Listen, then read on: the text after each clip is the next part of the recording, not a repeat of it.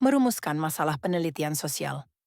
Dalam dunia penelitian ilmiah, merumuskan masalah merupakan langkah awal yang paling mendasar dan menentukan.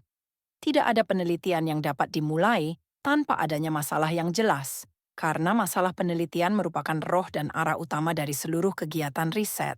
Seperti yang diungkapkan oleh Kerlinger, 2000, masalah penelitian adalah pertanyaan atau isu yang perlu dijelaskan dan diselesaikan melalui pendekatan sistematis dan empiris. Dengan kata lain, masalah penelitian bukan sekadar persoalan yang muncul dalam kehidupan sehari-hari, melainkan persoalan ilmiah yang menuntut pemecahan secara logis dan dapat dibuktikan melalui data. Sementara itu, Creswell, 2014, menjelaskan bahwa masalah penelitian adalah suatu kondisi di mana terdapat kekosongan pengetahuan, knowledge gap, yang harus diisi oleh penelitian. Jadi, inti dari penelitian terletak pada upaya menjawab kesenjangan antara teori dan kenyataan, antara harapan dan realitas, atau antara norma dan praktik yang terjadi di masyarakat. Masalah penelitian tidak lahir dari ruang hampa.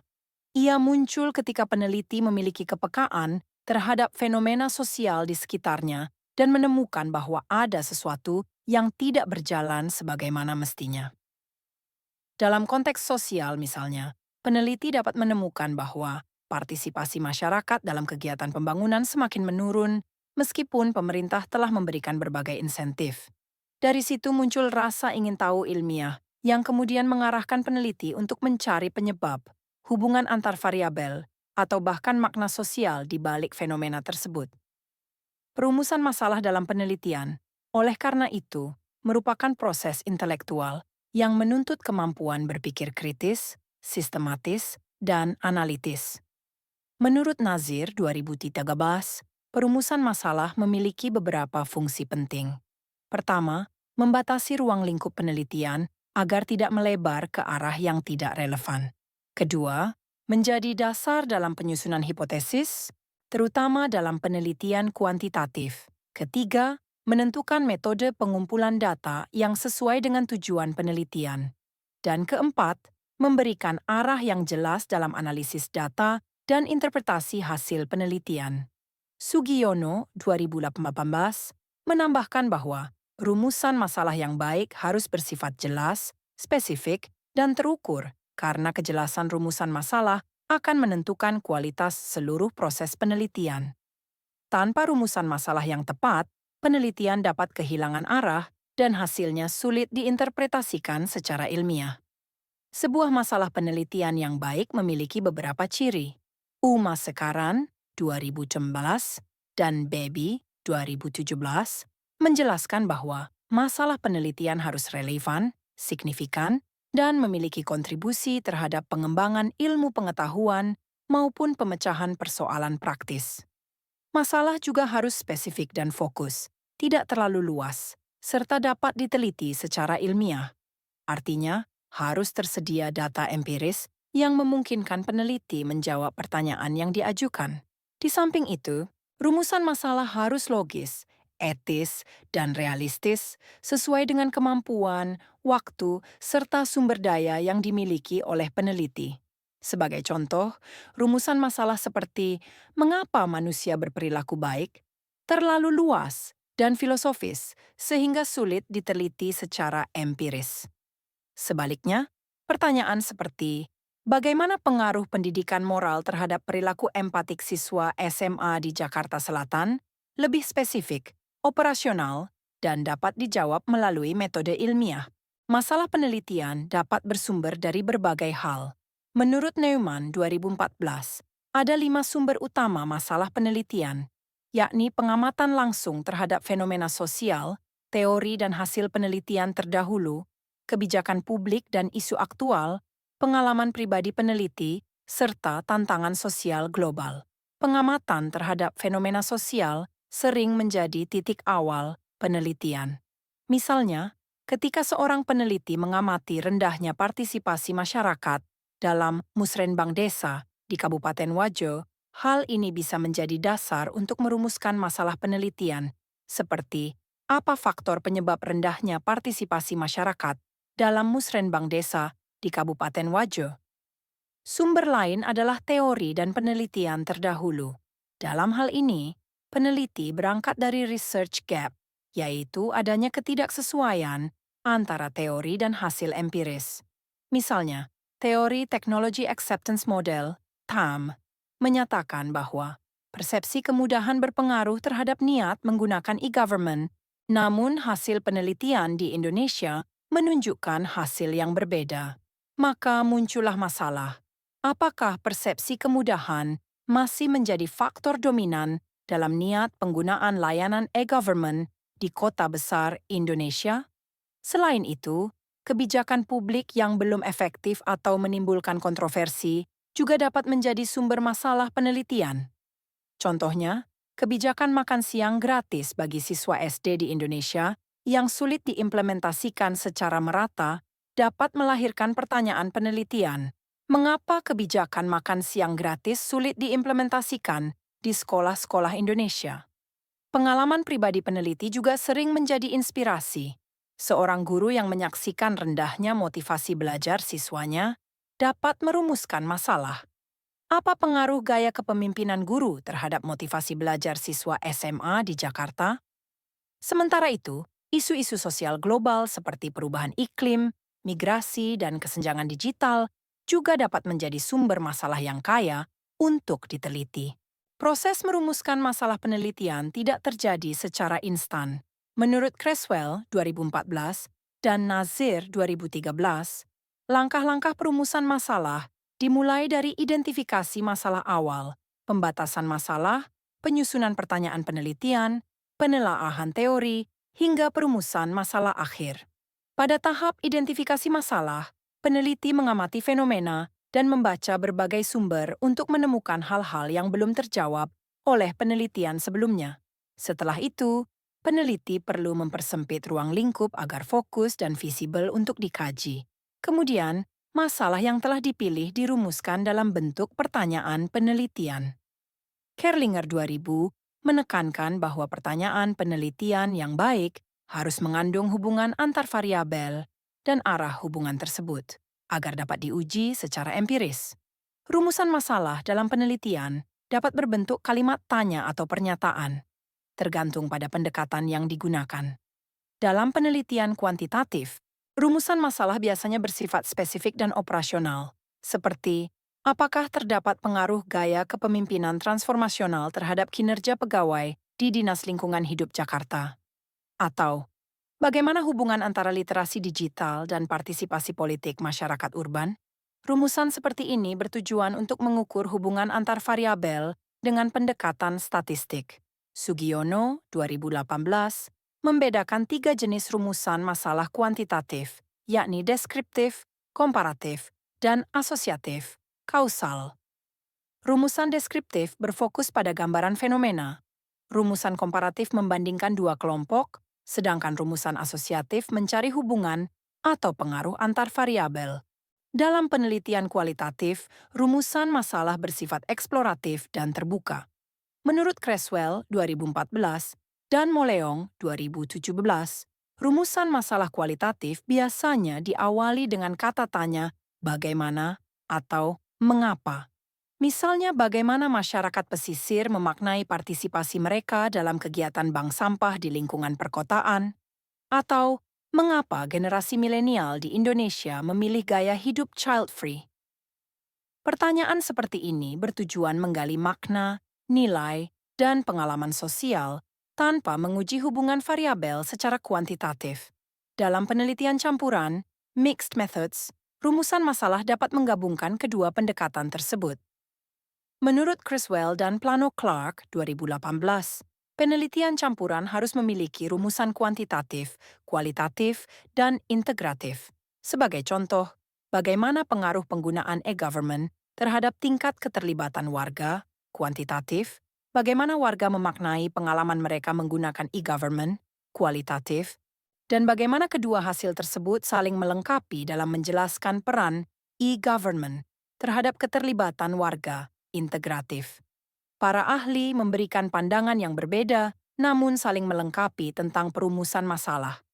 Kerlinger 2000 menegaskan bahwa masalah penelitian harus menunjukkan hubungan antara variabel dan dapat diuji secara empiris. Creswell 2014 menyarankan agar perumusan masalah disertai problem statement, purpose statement, dan research question, sehingga struktur penelitian menjadi logis dan koheren. Newman 2014 menyebut bahwa perumusan masalah merupakan proses penerjemahan ide abstrak menjadi pertanyaan yang dapat diteliti. Sementara itu, Sugiono 2018 menekankan bahwa rumusan masalah harus menggambarkan variabel yang akan diteliti dan arah hubungan di antara variabel tersebut. Pandangan-pandangan ini menunjukkan bahwa perumusan masalah bukan sekadar kegiatan administratif, tetapi merupakan kerja intelektual yang menentukan mutu penelitian.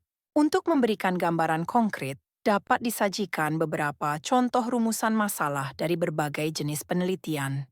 Dalam penelitian kuantitatif berjudul Pengaruh Literasi Digital Terhadap Keterlibatan Warga dalam program Smart City di Jakarta, rumusan masalahnya antara lain, bagaimana tingkat literasi digital warga Jakarta? Dan apakah literasi digital berpengaruh terhadap keterlibatan warga dalam program Smart City? Dalam penelitian kualitatif berjudul Makna Sosial di balik Gerakan Child Free pada Generasi Milenial Indonesia, pertanyaan penelitiannya adalah, bagaimana generasi milenial memahami konsep child free dalam konteks budaya Indonesia? Dan faktor sosial, apa yang melatar belakangi pilihan tersebut? Sedangkan dalam penelitian campuran Digital Transformation and Social Capital, The Impact of E-Government on Civic Engagement in Indonesian Urban Communities, rumusan masalahnya mencakup bagaimana pengaruh penggunaan e-government terhadap keterlibatan warga, bagaimana warga memaknai pengalaman mereka, dan bagaimana hasil kuantitatif dan kualitatif dapat saling melengkapi. Selain ketiga pendekatan tersebut, penelitian tindakan dan evaluatif juga memiliki rumusan masalah khas. Dalam penelitian tindakan kelas misalnya, masalah dirumuskan secara reflektif seperti bagaimana penerapan model pembelajaran kolaboratif dapat meningkatkan motivasi belajar siswa SMA Negeri 1 Makassar. Sedangkan dalam penelitian evaluatif, masalah berfokus pada efektivitas kebijakan, seperti bagaimana tingkat keberhasilan program makan siang gratis di sekolah dasar dan faktor apa yang menghambat implementasinya. Namun dalam praktiknya, banyak kesalahan umum terjadi dalam perumusan masalah penelitian. Babi 2017 dan Newman 2014 mencatat beberapa di antaranya, seperti masalah yang terlalu luas, terlalu sempit, tidak berbasis teori, atau tidak dapat diteliti secara empiris. Masalah yang terlalu luas membuat penelitian kehilangan fokus, sedangkan masalah yang terlalu sempit mengurangi nilai akademiknya. Masalah tanpa dasar teori cenderung menghasilkan penelitian yang deskriptif tanpa kontribusi ilmiah.